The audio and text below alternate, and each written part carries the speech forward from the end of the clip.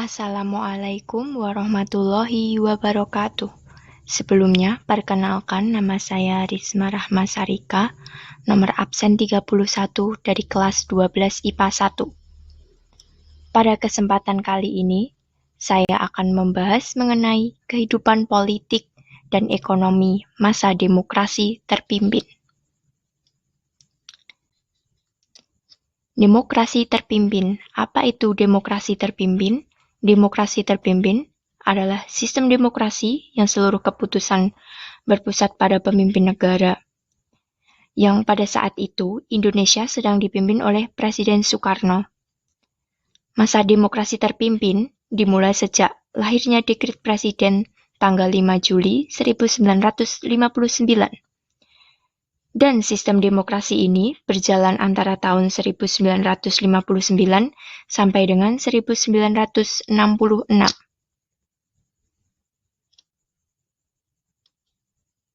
Selanjutnya, saya akan membahas mengenai kehidupan politik pada masa demokrasi terpimpin. Pada masa demokrasi terpimpin, banyak sekali kebijakan politik yang diambil oleh pemerintah atau Presiden Soekarno. Yang pertama adalah pada 9 Juli 1959, Kabinet Juanda dibubarkan dan diganti menjadi Kabinet Kerja. Kabinet Kerja ini dilantik pada 10 Juli 1959. Yang kedua adalah Presiden Soekarno membentuk MPRS dan DPAS. Yang ketuanya dipilih langsung oleh beliau. Untuk DPAS sendiri, ketuanya adalah beliau. Yang ketiga adalah lewat sidang umum MPRS tahun 1963, Presiden Soekarno ditetapkan menjadi presiden seumur hidup. Kemudian adalah dibentuknya Front Nasional sebagai satu-satunya organisasi yang memperjuangkan cita-cita proklamasi dan UUD 1945. Kemudian, Partai Masyumi dan PSI dibubarkan karena pemimpinnya melakukan pemberontakan atau terlibat dalam pemberontakan PRRI atau Pramesta. Dan yang terakhir adalah Presiden membentuk DPR-GR pada tanggal 25 Juni 1960 setelah DPR sebelumnya menolak RAPBN.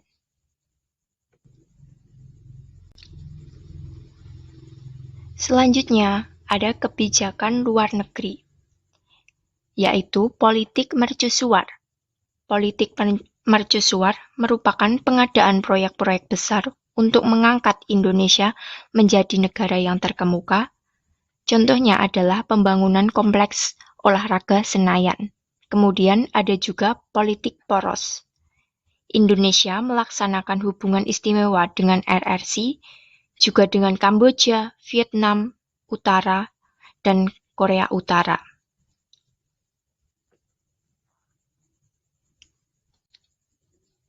Selanjutnya, kita masuk pada peristiwa penting pada masa demokrasi terpimpin.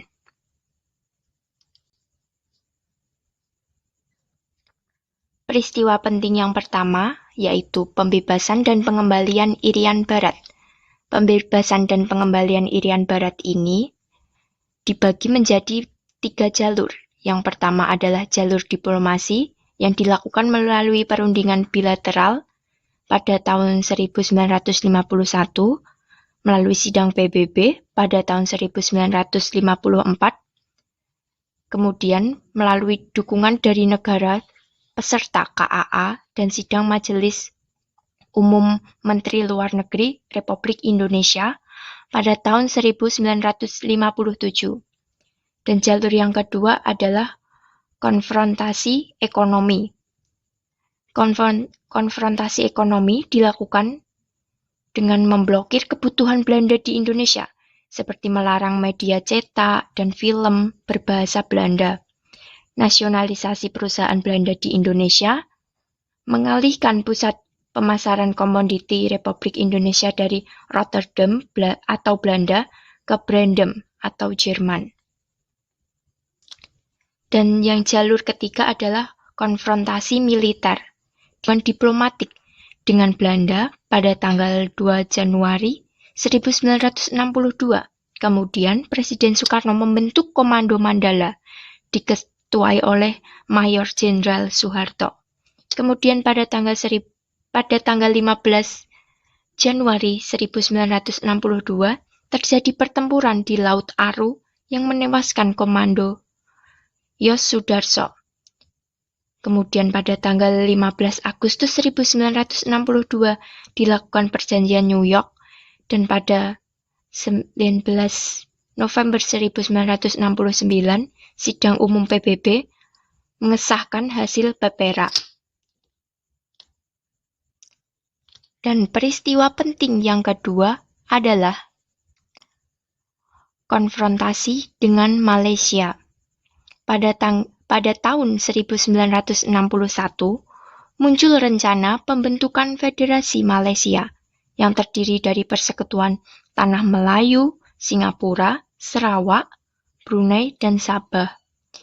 Indonesia menentang itu karena dianggap pembentukan federasi tersebut adalah proyek neokolim Inggris yang membahayakan revolusi Indonesia yang belum selesai. Kemudian diadakan KTT Maphilindo dan PBB membentuk tim investigasi. Sebelum investigasi selesai, Malaysia sudah memproklamirkan Federasi Malaysia. Soekarno pun mengeluarkan Dwikora dan konfrontasi Gayang Malaysia.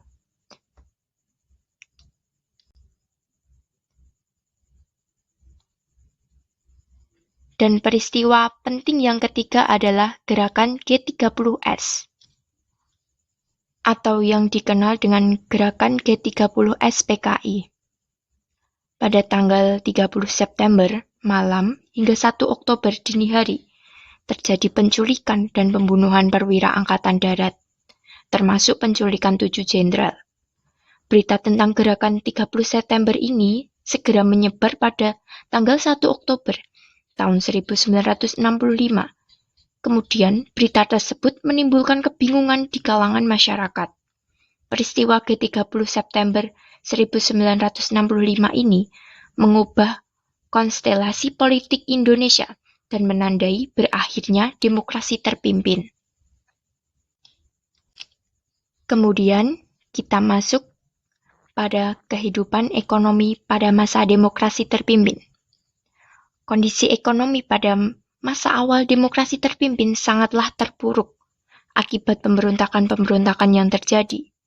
Untuk mengatasi keadaan ekonomi pada masa ini, sistem ekonomi berjalan dengan sistem komando, di mana alat-alat produksi dan distribusi yang vital harus dimiliki dan dikuasai negara, atau minimal di bawah pengawasan negara. Untuk mengatasi keadaan ekonomi yang tidak stabil, akhirnya diambil berbagai kebijakan, yaitu penurunan nilai uang atau kebijakan Sanering. Kebijakan Sanering adalah kebijakan menurunkan mata uang dengan tujuan membendung inflasi dan mengurangi jumlah uang yang beredar di masyarakat. Akhirnya, pada tanggal 25 Agustus 1950, pemerintah mengumumkan penurunan nilai uang. Kebijakan yang selanjutnya adalah pembentukan Dewan Perencanaan Nasional atau Bappenas dan Badan Perencanaan Pembangunan Nasional atau Bappenas. Untuk membantu mengatasi permasalahan ekonomi, pemerintah membentuk Dewan Perencanaan Nasional atau Bappenas pada tanggal 15 Agustus 1959. Kemudian pada tahun 1963, Bappenas diganti menjadi Badan Perencanaan Pembangunan Nasional atau yang disingkat dengan Bappenas. Adapun tugas Bappenas adalah 1. Menyusun rancangan pembangunan jangka panjang dan jangka pendek, baik nasional maupun daerah.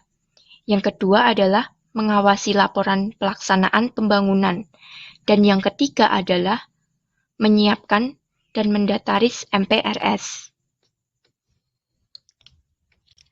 Kebijakan selanjutnya adalah melaksanakan deklarasi ekonomi atau yang disingkat dengan DEKON. Pada tanggal 25 Maret tahun 1963, dikeluarkan landasan baru bagi perbaikan ekonomi secara menyeluruh, yaitu Deklarasi Ekonomi atau yang disingkat dengan DEKON. Latar belakang deklarasi ekonomi adalah berbagai peraturan pemerintah untuk mendorong ekspor mengalami kegagalan dan sulitnya memperoleh modal dan tenaga dari luar negeri. Tujuan diselenggarakannya deklarasi ekonomi adalah untuk menciptakan ekonomi yang bersifat nasional, demokratis, dan bebas dari imperialisme. Dan kebijakan yang terakhir adalah meningkatkan perdagangan dan perkreditan luar negeri. Tujuan dari dilaksanakannya kebijakan ini adalah untuk memenuhi biaya impor dan memenuhi kebutuhan masyarakat dalam negeri, sehingga Indonesia dapat memperbesar komoditi ekspor, dan dari ekspor tersebut digunakan untuk membayar hutang negara dan kebutuhan dalam negeri. Sekian yang dapat saya sampaikan. Kurang lebihnya mohon maaf. Wassalamualaikum warahmatullahi wabarakatuh.